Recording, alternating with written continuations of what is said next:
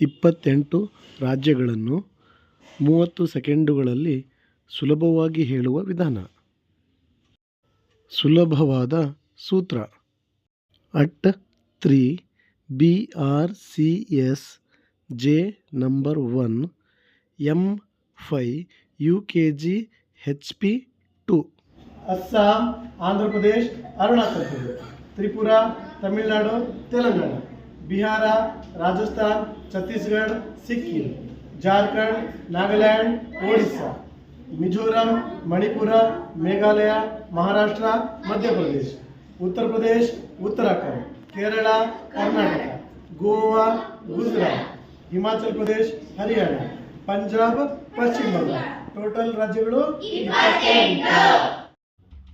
ಈ ಸೂತ್ರವನ್ನು ಉಪಯೋಗಿಸಿ ನಾವು ಸುಲಭವಾಗಿ 28 ರಾಜ್ಯಗಳು ಮತ್ತು ರಾಜಧಾನಿಗಳನ್ನು ನೆನಪಿನಲ್ಲಿ ಇಟ್ಟುಕೊಳ್ಳಬಹುದು.